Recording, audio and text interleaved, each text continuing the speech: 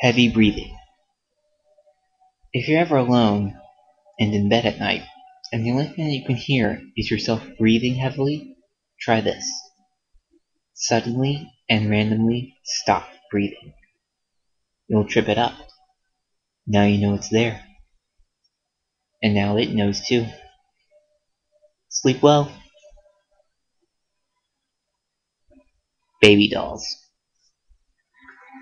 In rural southern Illinois, a toy company began selling realistic baby dolls to expectant mothers.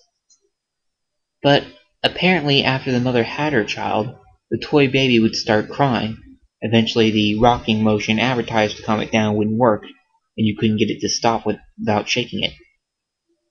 Eventually, when it started crying, the parents would have to beat it, and even then the beatings and thrashings would have to get harder and harder to get it to be quiet. The only thing that seemed to shut the baby doll up permanently was to bash its head against the wall to destroy whatever mechanism triggered the crying. On more than one occasion, though, neighbors called the authorities to report child abuse, and when the police arrived they found the bloody remains of infants smeared across the walls and the floor. In most cases, the mother couldn't understand why the police were there. She said that she had just got rid of the stupid doll. She calmly stated as she rocked a baby-shaped bundle in her arms.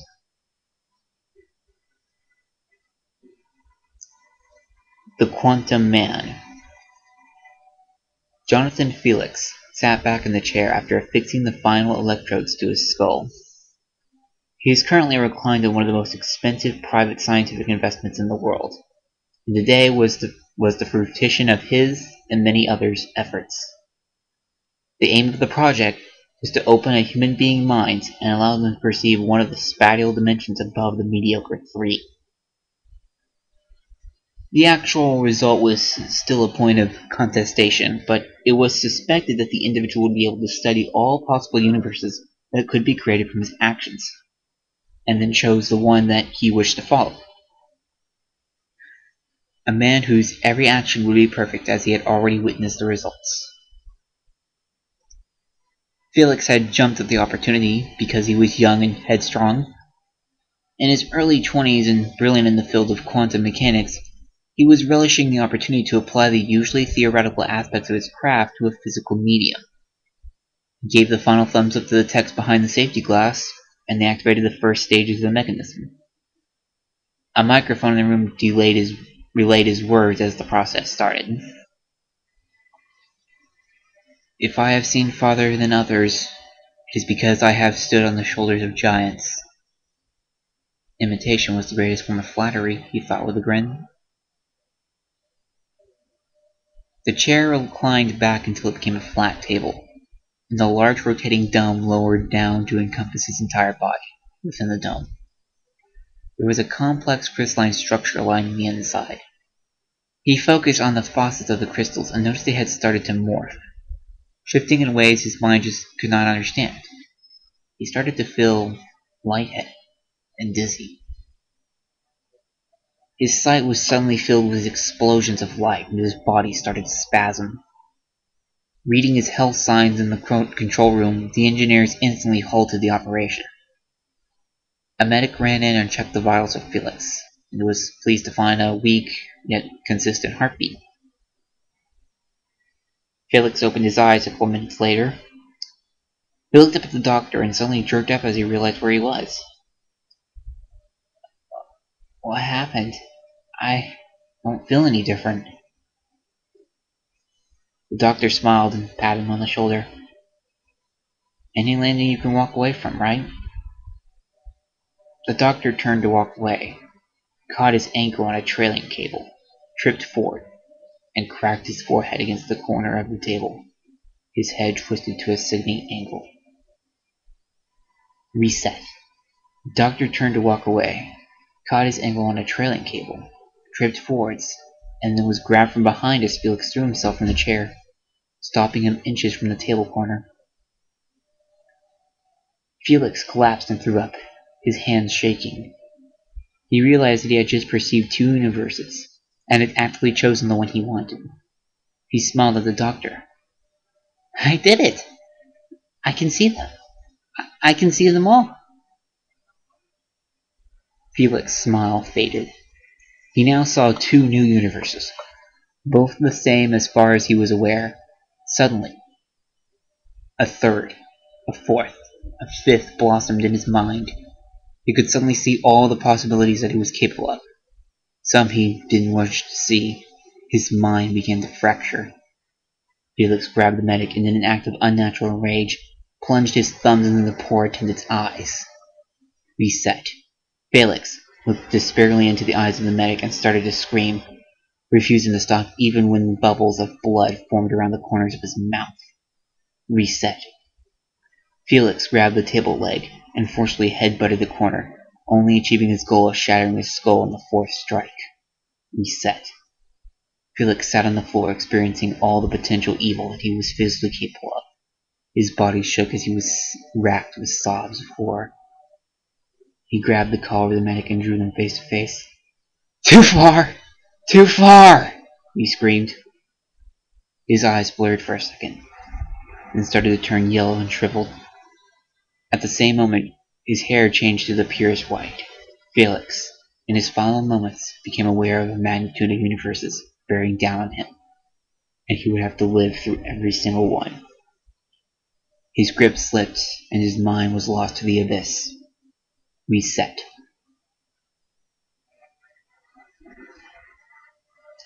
Candle Cove. Net Nostalgia Forum. Television thread. Local.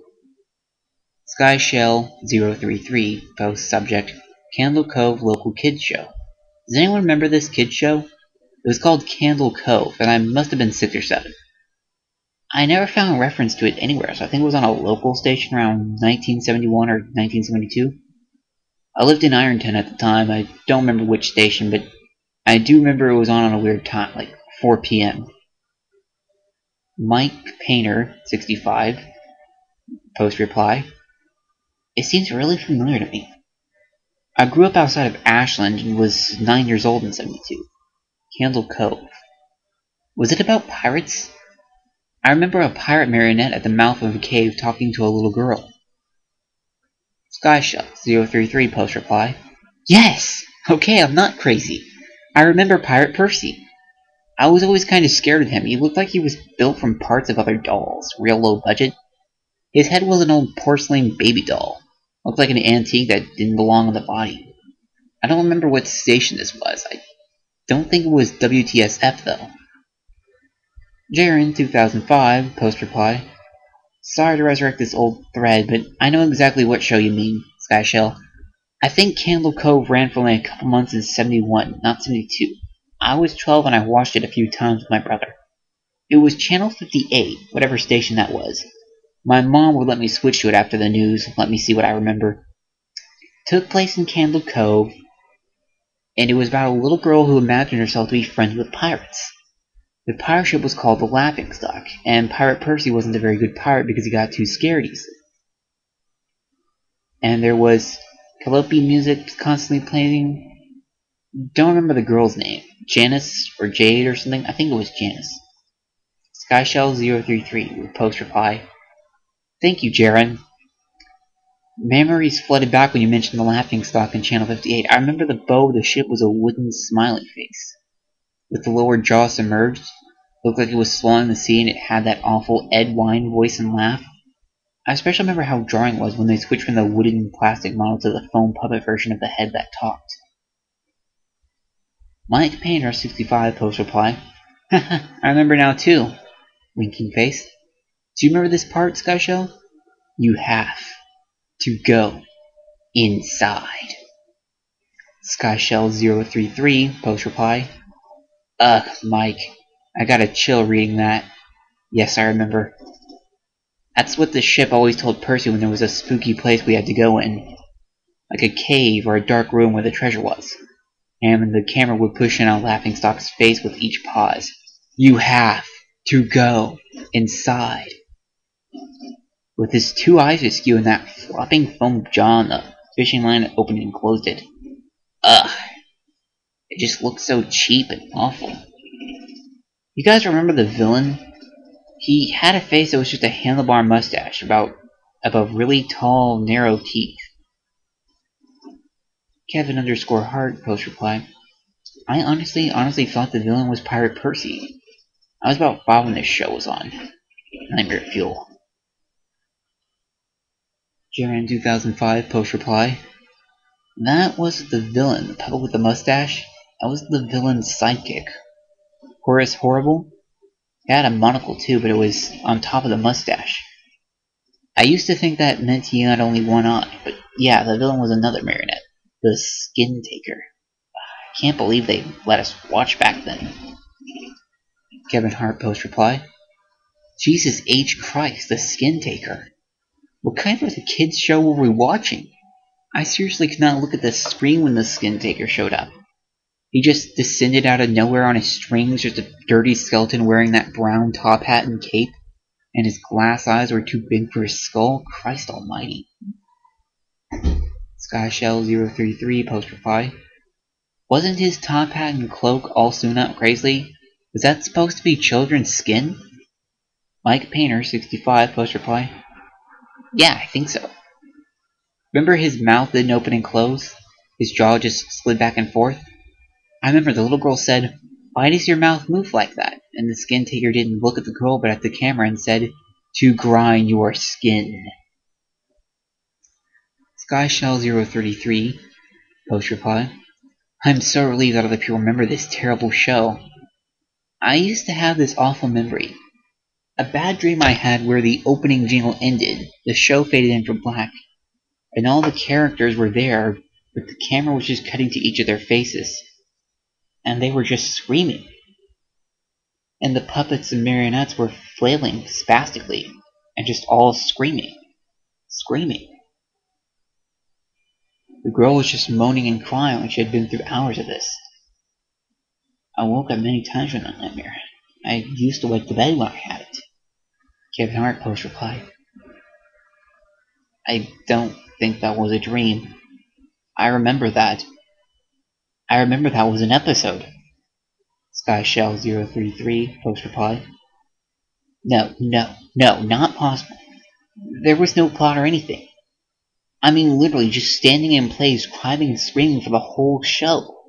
Kevin Hart post reply. Maybe I'm manufacturing the memory because you said that, but I swear to God I remember seeing what you described. They just screamed. Jaren 2005 post reply. Oh God, yeah, the little girl Janice. I remember seeing her shake, and the Skin Taker screaming through his gnashing teeth, his jaw careening so wildly I thought it would come off its wire hinges.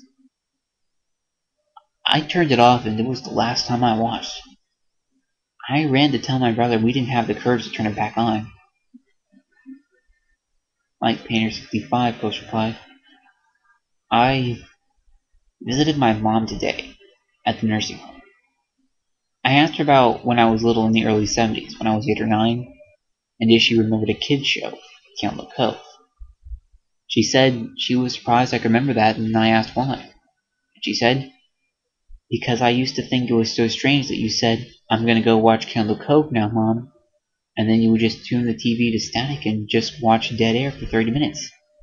You had a big imagination with your little pirate show.